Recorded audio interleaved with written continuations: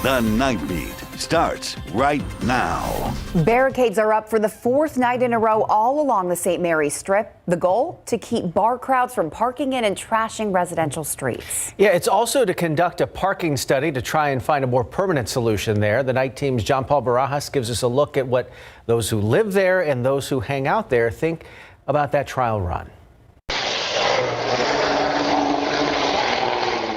The St. Mary's Strip is known to be loud, rowdy, and a place for nightlife. The problem is that bar crowd is carrying the downside of nightlife to residential streets. Parking, trash, vomit, using the restroom, and fights. Cut it out!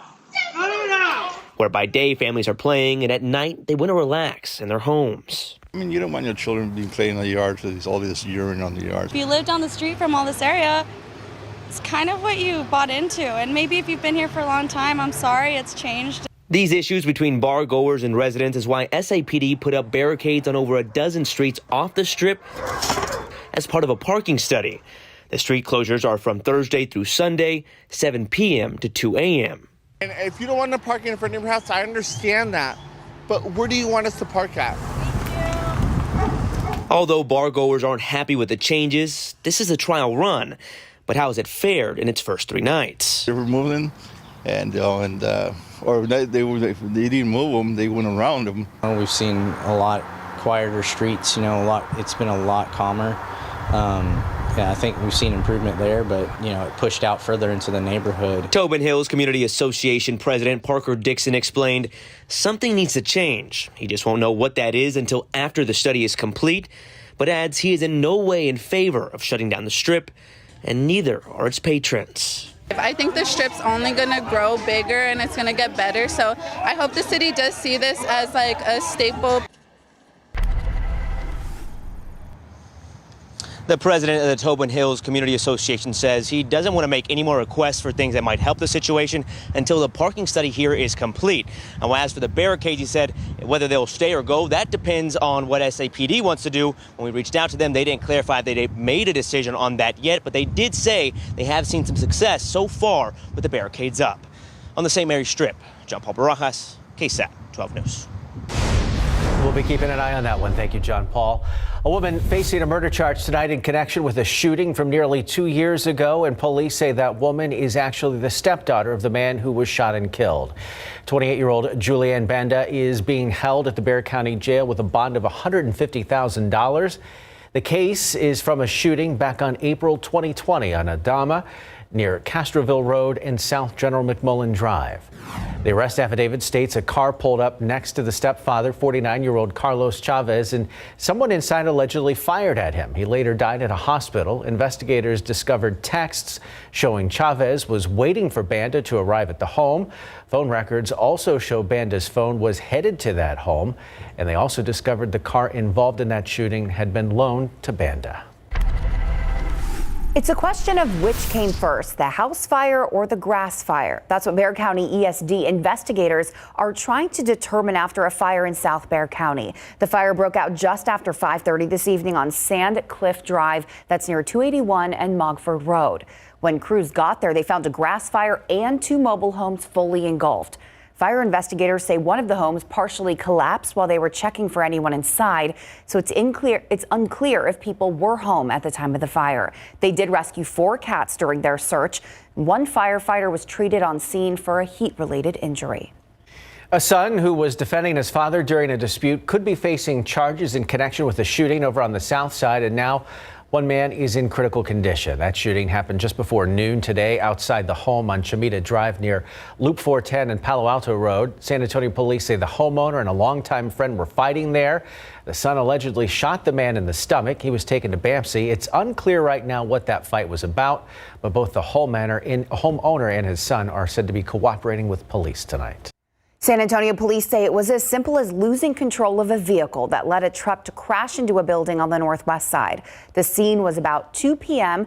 at a tire shop on Northwest Loop 410 near Bandera Road. Police say the driver hit a barrier while exiting the highway right before they crashed. The 2 people inside the pickup truck were not hurt. It's unclear if the driver will face any charges.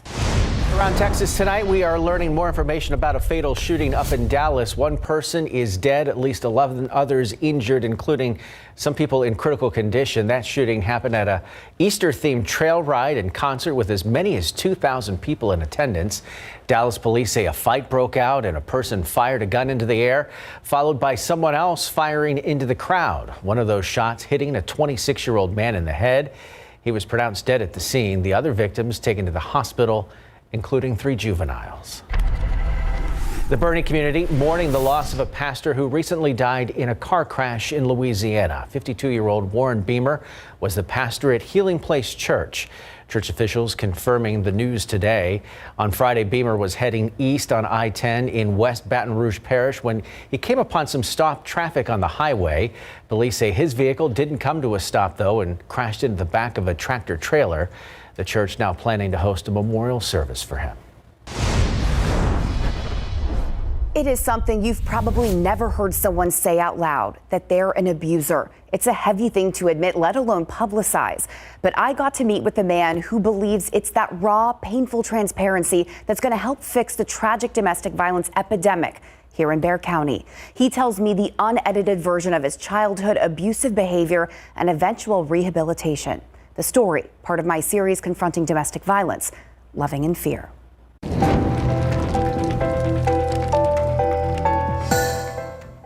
It's crazy.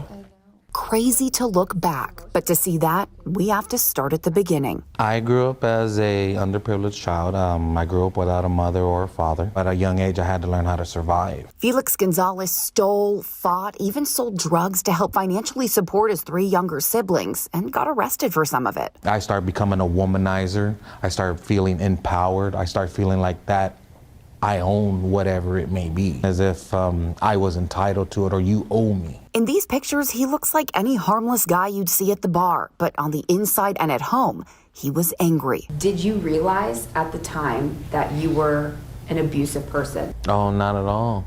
Because I grew up on the east side of San Antonio and I was fighting since kindergarten. Is that the problem? I didn't realize that I was such a controlling person. This abusive, narcissistic, manipulating, mind-controlling person that is out of control, and you think you're right. Years ago, he got in a fight with his girlfriend and hit her. The cops were called and I had received a ticket. And later on, I went to go get my driver's license renewed, and Judge Lacey gave it to me and told me I needed to do 20 weeks of BIP. BIP, or Batterers Intervention and Prevention Program, is now a 24-week court-ordered program abusers are mandated to take. I think BIP works because it touches on so many different areas, and it is a group setting of men. These guys are over here willing to talk about it, so now I can put my pride down as well. Learning a lifestyle of love. Also realizing that that the physical abuse is usually the ending part of everything. That gaslighting, jealousy, emotional, sexual, or financial manipulation is all abuse. You believe that, oh, well, I was raised this way, so it's the right thing to do. But it really is wrong. You start to see the light from being in the dark for so long. On top of his BIP meetings, Gonzalez started going to church. That is where I broke a lot of those chains that held me in the emotional side. Breaking those chains as early as possible is what he thinks will help prevent the astounding amount of abuse in our community. Bexar County's domestic violence numbers per capita are the highest in the state. From someone who has been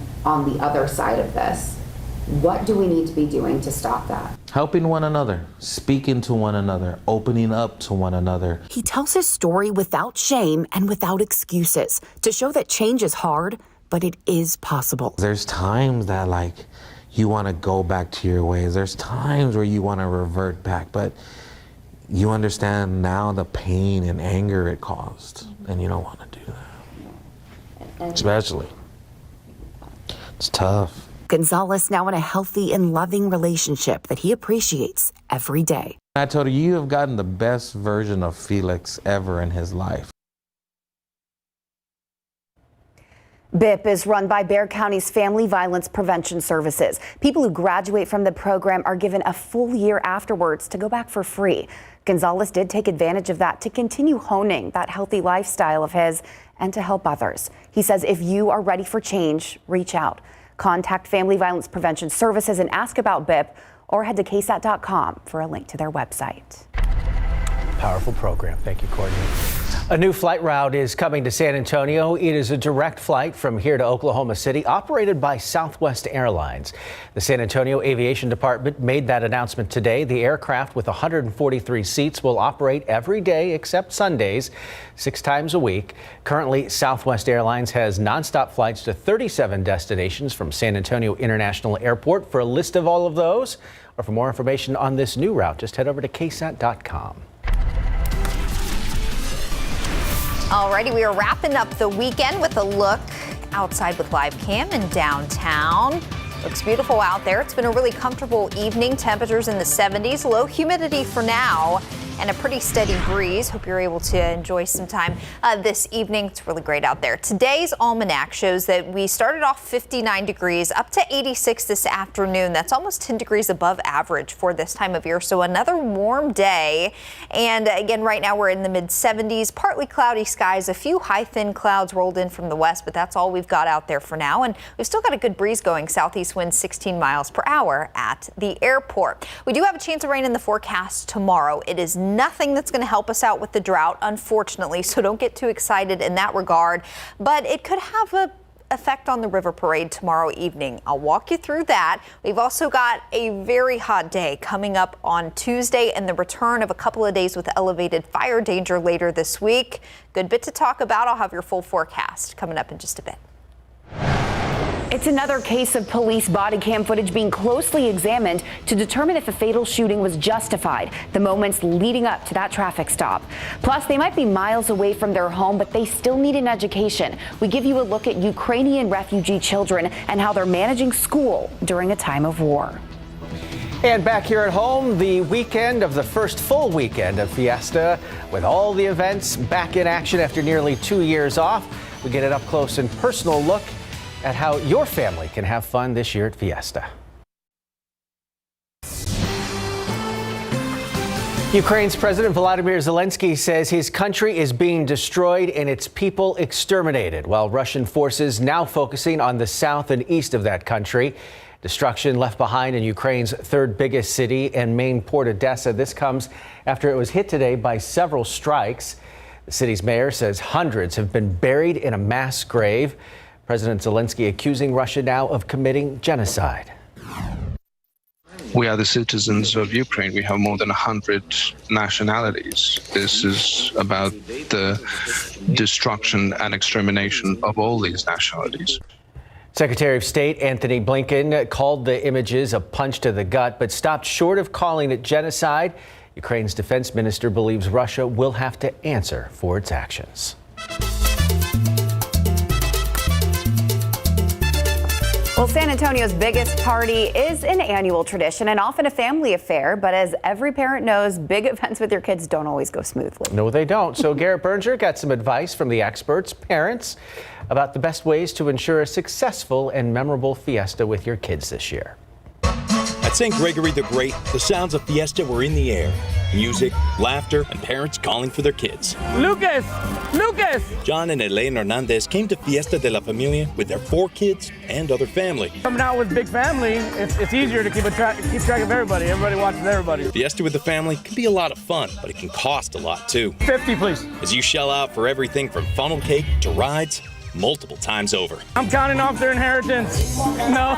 But the Hernandezes say it's a price worth paying. When I rip them off, I'm just thinking that they're going to have a great time. You know, don't make a big deal about what you're spending. The important thing is that you're doing something as a family. They and other parents had advice for ensuring a fun family fiesta. You have to remember the stroller so you can put them in for a nap. Make sure you have enough to hydrate them. And keep the cooler in the car. The events to look for are ones that are going to keep your kids entertained and which aren't going to have too many rowdy adults. But that doesn't mean you can't have fun too. If your kid goes on a ride, what are you going to do? Not go with them?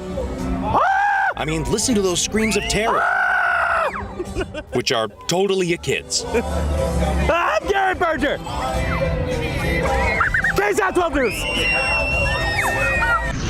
I don't think Garrett had any fun doing that story today. Nope. I love having Garrett on the weekend. I just don't even have words. That was amazing. He was the biggest kid by far on that ride. And I'm sure he was very sweaty. It was really toasty out there Very today. hot out there. Full sunshine. Yeah, it was got really toasty this afternoon.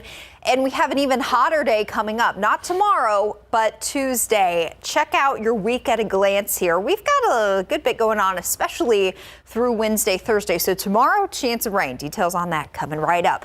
Tuesday, hot. Dry west wind moves in and spikes our temperatures into the mid-90s. Then more seasonable temperatures Wednesday, Thursday, but windy days, low humidity, and that presents a couple more days with elevated fire danger. That will be later on in the week. Out there currently, I mentioned we had some high thin clouds moving in from the west. There were some thunderstorms over the higher terrain of northern Mexico that brought in some cloud cover, and there are some storms up near the Concho Valley currently, but they are falling apart from Sonora up to San Angelo, so they will not be an issue overnight. Temperatures across the area: 71 New Braunfels, 82 in Eagle Pass, so still in the low 80s closer to the Rio Grande. It's 77 at Stinson, 72 Bandera, and 71 in Bulverde. So comfortable out there, especially when you factor in the breeze.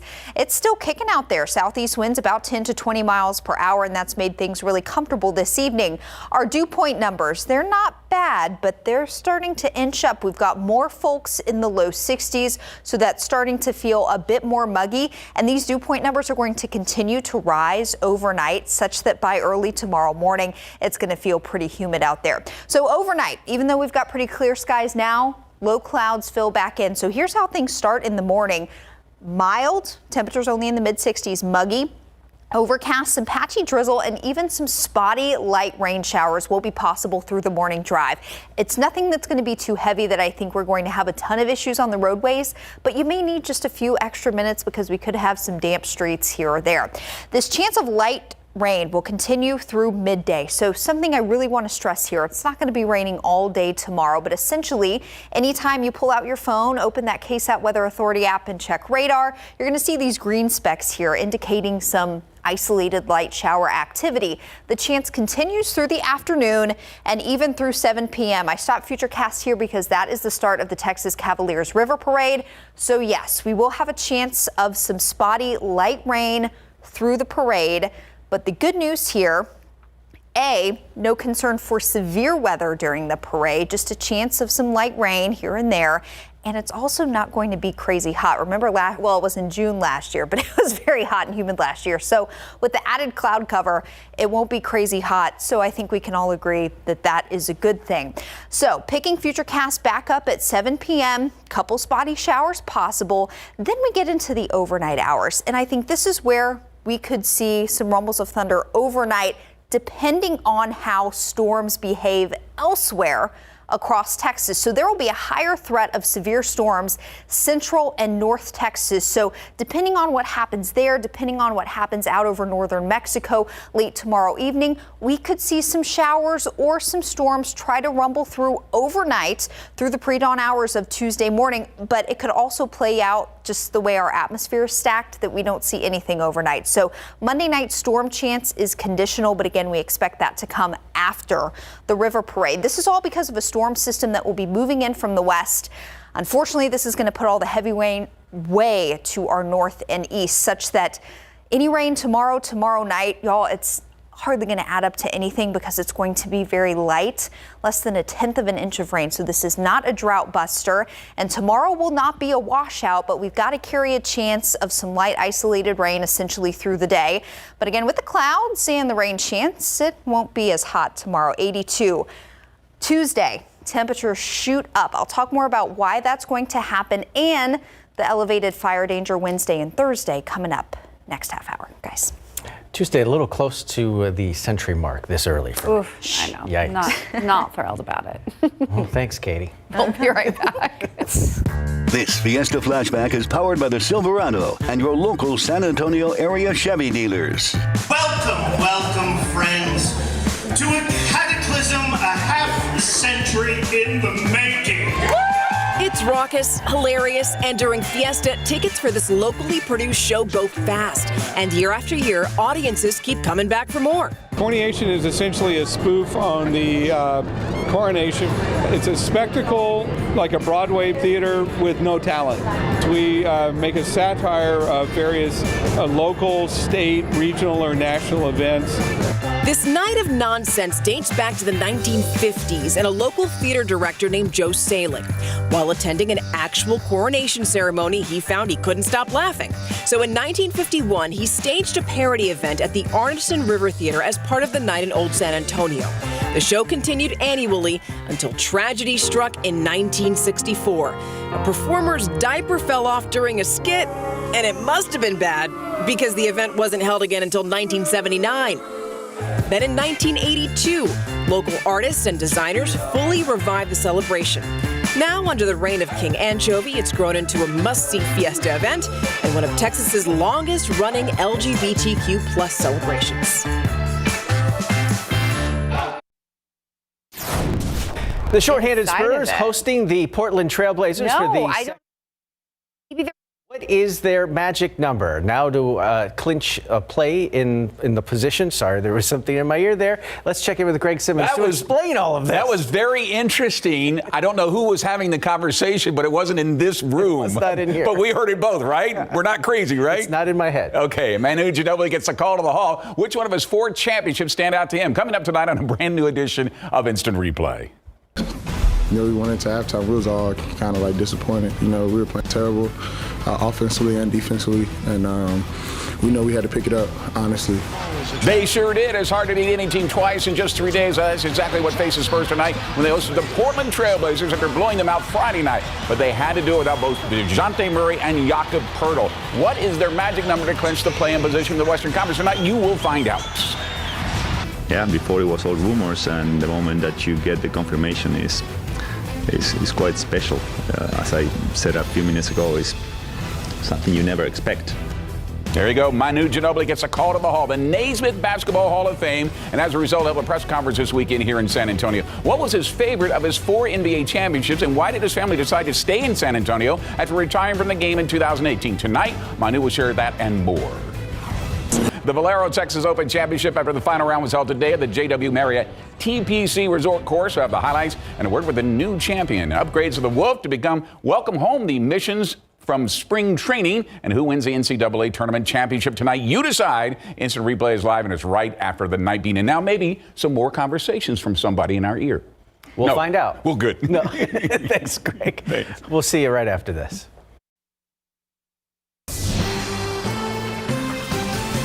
Now to newly released police body camera footage showing the moments leading up to a traffic stop that turned fatal in Miami. Now the family of the victim is calling for justice in that case. ABC's Elwin Lopez has a story. He took my son's life. A family in mourning. New body camera video shows the moments leading to a Miami police officer shooting and killing a man after a confrontation. Go roll the windows for me. It happened during a traffic stop in early March. License, registration, insurance. That's fine. I just need the license. I'll look up the insurance. I ain't got no license, so I got an ID. The officer seen asking the driver, Antoine Cooper, whether he has any weapons. Any weapons in the vehicle I need to know about? The cop then asked the 34-year-old to step out of the car. And while he starts to pat him down, a struggle ensues.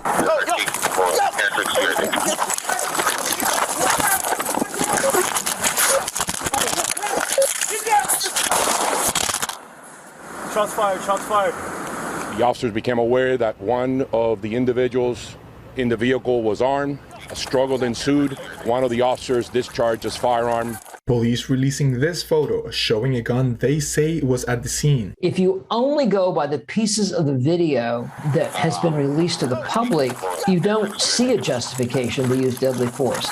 Somebody fleeing for whatever reason is not justification to use deadly force unless you know they have a firearm or the person has pointed a firearm at you. Mr. Cooper was not holding a weapon. Mr. Cooper was not attacking an officer, and that sergeant used lethal force.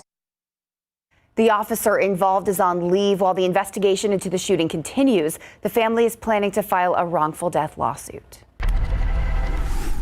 A comedic actress known for her role on Seinfeld has died. The agent for Estelle Harris says she passed away yesterday. Harris famously played George Costanza's mother in the 1990s hit sitcom. She was also known for her distinctive voice and found success first in television commercials, then with roles in popular animated movies, including Brother Bear and Tarzan 2, but remembered most for Toy Story, where she was Mrs. Potato Head. She was 93 years old. The United Nations saying more than 10 million people have left Ukraine or are displaced from their homes. Here's ABC's Mireya Villarreal with a look at how Ukraine's children are adjusting to life as refugees. Poland working to absorb nearly 2.5 million Ukrainians who've made it across the border. Up to 6,000 a day still funneling through this processing site in Warsaw. New numbers from the Polish Department of Education estimates more than 700,000 of those refugees are school-aged children. What's been the hardest thing coming to a new school?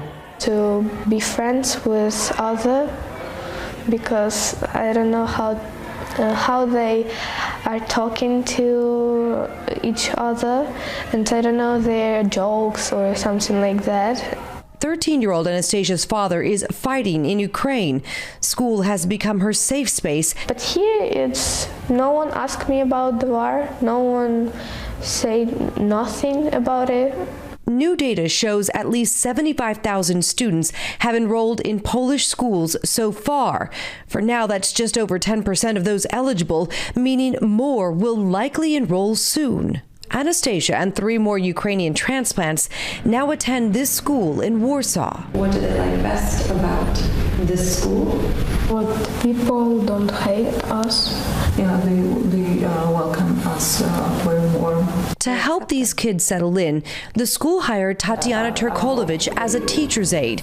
She immigrated to Warsaw from Ukraine 3 years ago. How this could affect them for the rest of their life?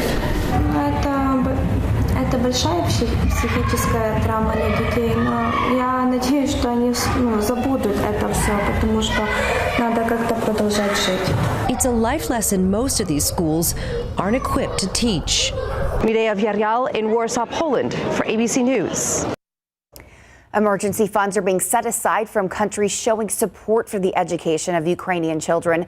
Those funds will be used for things like housing and school supplies.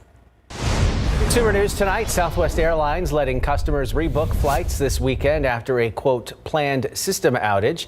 The airline announced flight disruptions and delays yesterday nationwide after it paused service. Southwest says the problem was caused by an intermittent technology issue. Because of this, those impacted by the disruption and those who have flights booked with the airline for Sunday could rebook without any additional charges today. They also have 14 days to choose a new flight, but they can only travel from and to their original chosen cities. Well, despite supply chain issues, Tesla hit a new sales record by delivering 310,000 vehicles in the first quarter. According to a statement, the electric vehicle maker showed a 68% increase in manufacturing compared to the same time last year.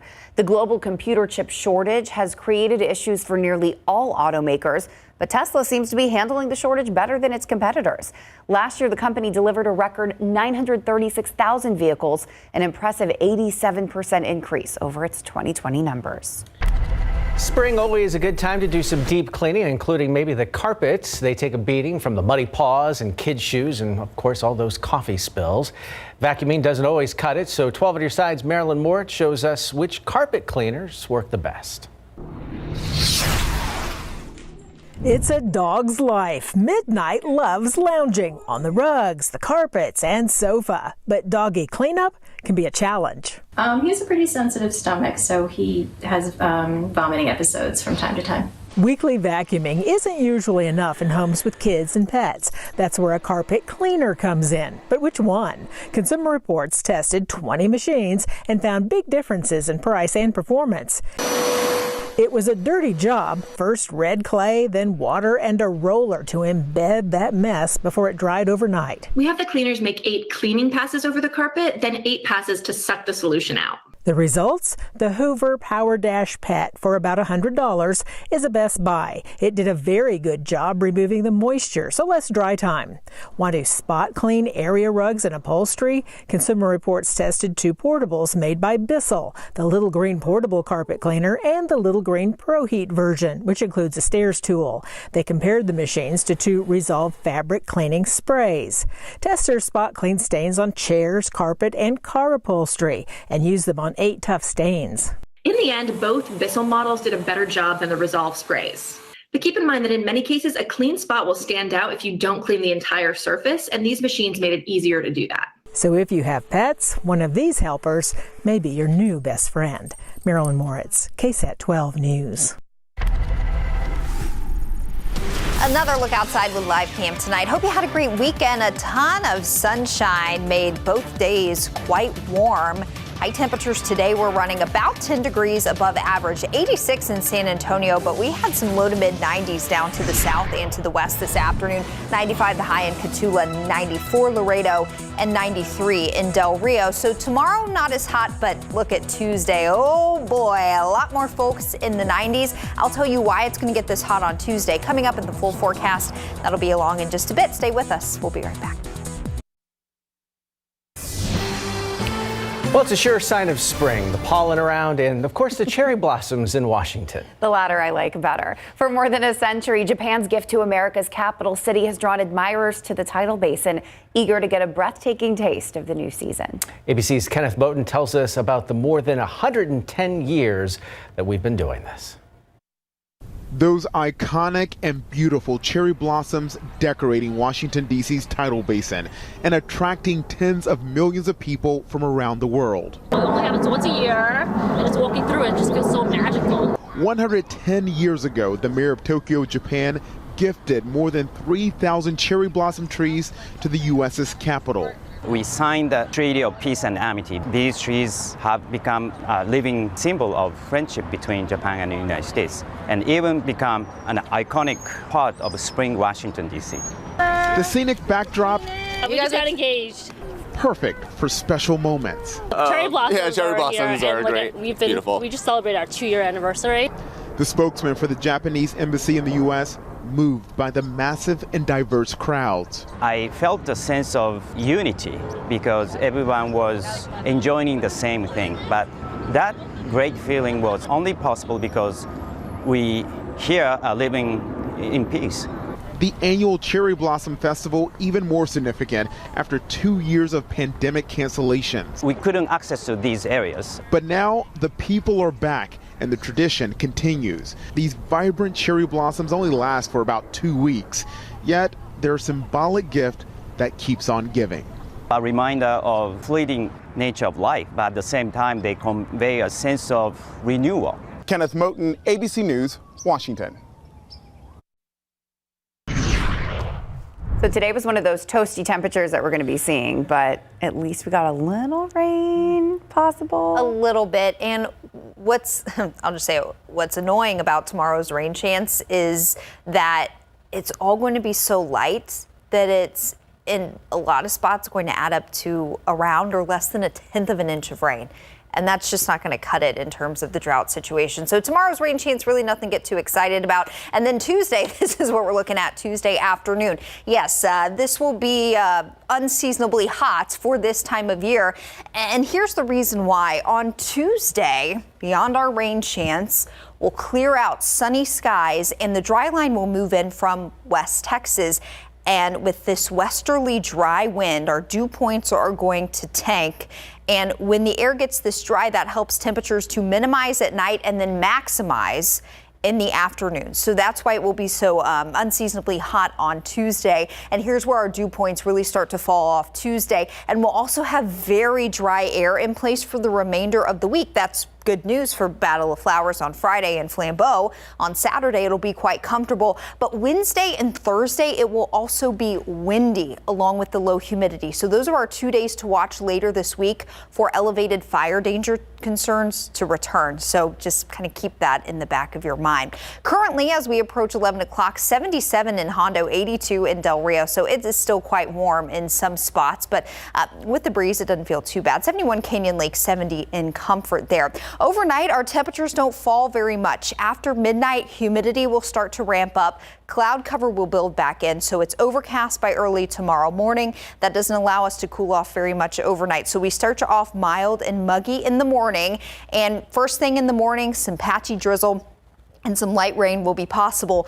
And we carry this rain chance essentially all day. But again, a lot of this rain is going to be so light that it won't add up to much, and it is going to be very spotty. So this is not a drought-busting rain chance for us, unfortunately. Let me walk you through Futurecast one more time. By early tomorrow morning, some patchy drizzle, some spotty isolated rain will be possible, and that'll be true through lunchtime, even into the early afternoon and evening hours. So we will carry a chance for rain during the river parade. The reason why we're not concerned about storms or any severe weather through the afternoon and tomorrow evening is because of something called a cap. That's like a lid on the atmosphere that keeps showers from growing taller and becoming thunderstorms. We're going to stay cloudy all day.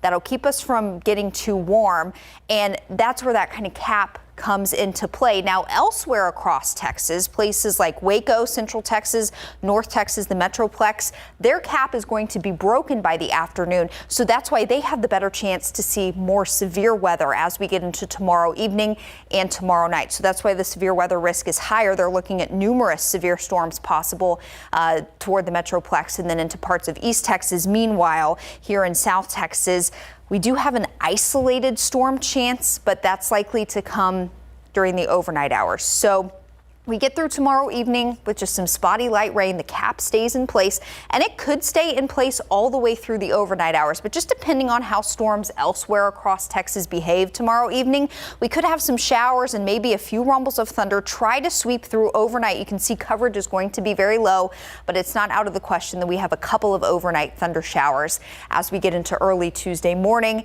Then we clear out Tuesday afternoon and heat on up. So that's the situation tomorrow. Again, a chance of some light rain through the river parade, but thankfully no severe weather during that time frame, and it won't be so hot. We'll be hot on Tuesday. Then we get into Wednesday, Thursday. Elevated fire danger returns. But y'all, things look really good for Battle of Flowers Friday. Morning temperatures in the 40s. It may be a bit chilly early in the day on Friday. Not too bad. Imagine that. Imagine that. I love the nice weather for that. Thank you, Katie. We'll be right.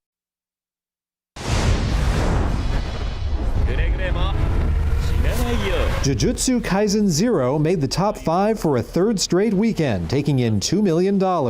Uncharted stayed at number 4, grossing $3.6 million for a domestic total of $139 million. The Batman is up to $349 million domestic after a third-place weekend worth $10.8 million. Loretta Sage is missing. I'm gonna rescue her. After one weekend on top, The Lost City fell to second, earning $14.8 million for a 10-day domestic total of $55 million.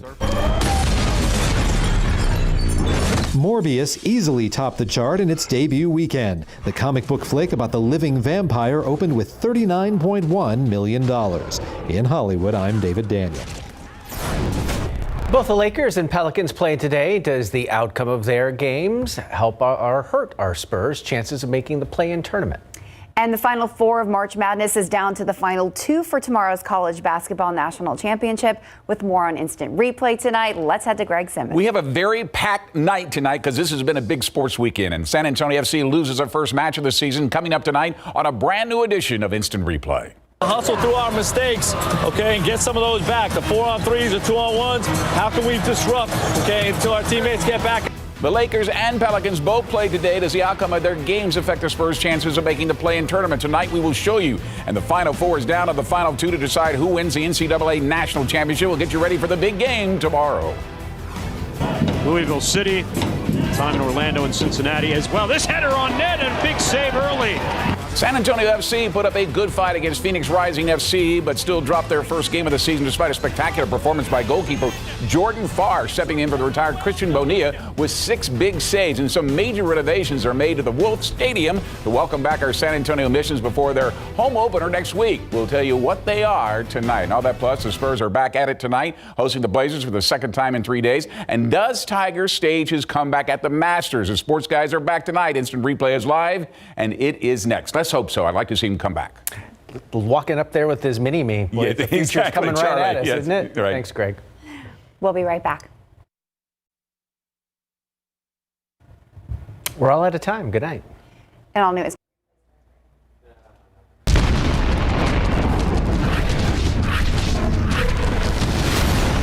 Good evening, everyone. Welcome to a brand new edition of Instant Replay and Viva Fiesta. The Spurs started the day with a magic number of 4. Any combination of wins for the Spurs or losses for the Lakers would push the Spurs towards securing at least the 10th and final play-in position. The Spurs facing the Portland Trailblazers today, and the Lakers going up against the Denver Nuggets on game day.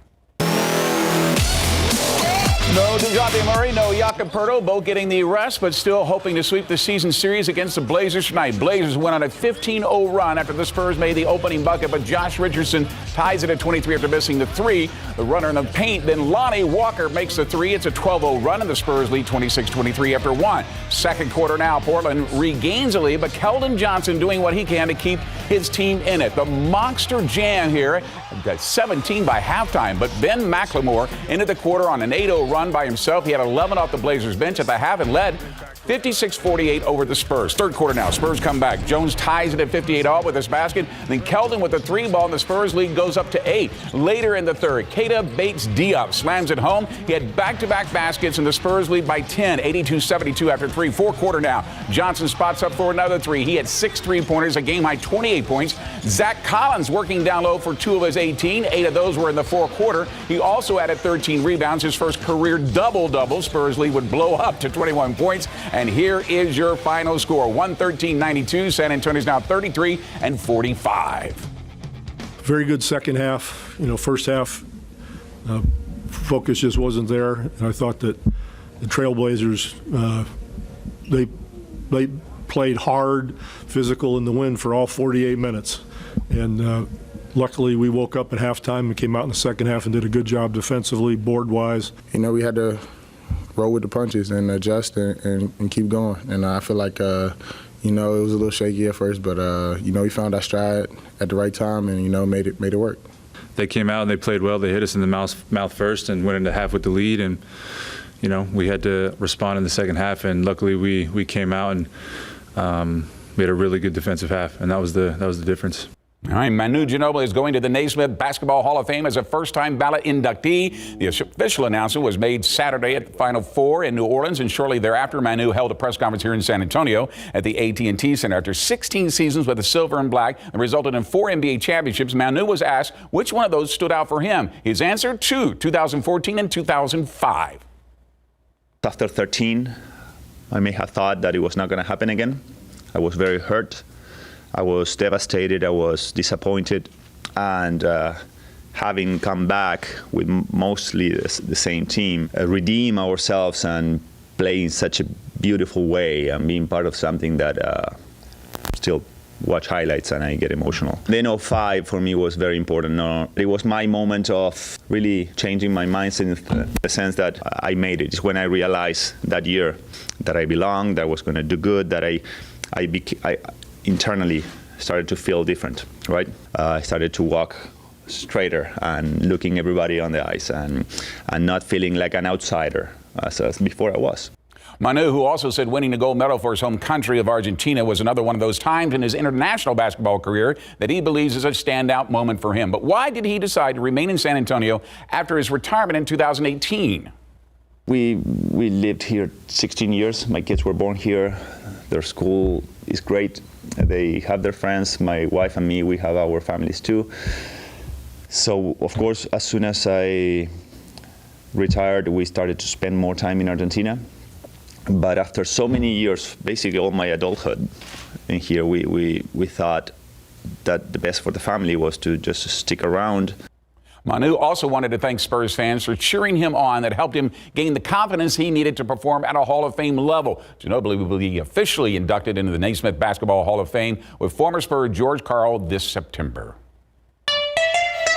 While the Spurs have played well at the end of the season, the Lakers have done the complete opposite. Lakers playing without LeBron James as they hosted the Nuggets today. This is tied at 104 before Nikola Jokic went off in the fourth quarter. He finished with a game-high 38 points, 18 rebounds. Denver wins 129-118. The Lakers have now lost 7 of their last 8, including a 6-game losing streak. Number 9 Pelicans and number 8 Clippers. Third quarter, this game is practically over. LA up by 19 when Paul George nails a three-pointer. He had 15 points. The Clippers' largest lead was 26. Check out the ball movement here.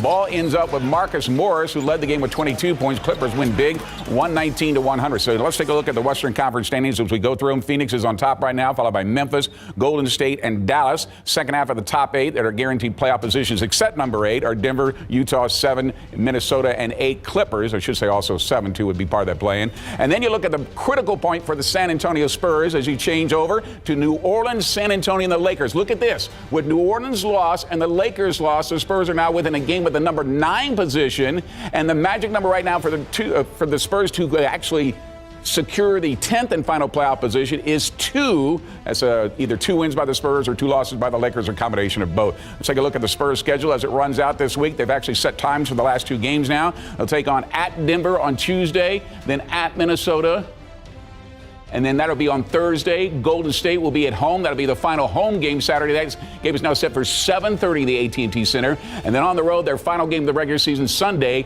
at 8:30 in Dallas.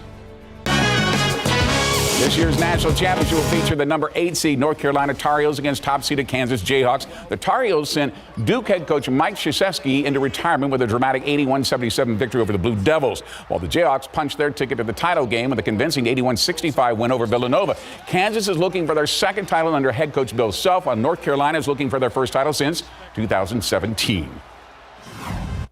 I told them that how happy I am that I get a front row seat just to be able to for them to go through this season and go through these experiences. It's a blessing for me. It's a privilege. It's an honor. We don't come to Kansas to play in the Final Four. We come to Kansas to win a national championship, and everybody has that mindset. So that's why everybody's saying one more, and that's before the tunnel. You know, on the court, that's what everybody's saying is one more. So everybody's got the same mindset. All right, here's that matchup set for you tomorrow night. We'll tip off at 8:20 p.m. Time now for tonight's instant replay poll question: who wins the NCAA championship? Will it be A, Kansas, or B, North Carolina? Vote now. We'll have the results at the end of the show tonight. There was a 4-way tie at the top of the leaderboard heading into the final day of competition. The Valero Texas Open at the JW Marriott TPC Resort Course here in San Antonio today. Both results, if you will, the final results spawn with a 2-stroke victory over Matt Jones and Matt Kuchar. 2 Matts there in the top of the leaderboard. Elsewhere on the leaderboard, take a look there's Hustler. He actually had 4 tied for -10, 278 on that. And one more to show you, tied for 4th. That would do it for you right there, along with Charles Howell. I knew I was leading. I didn't want to look at a leaderboard till 18, and maybe I shouldn't have looked. That's why I hit such a terrible drive. But I don't know. I don't know.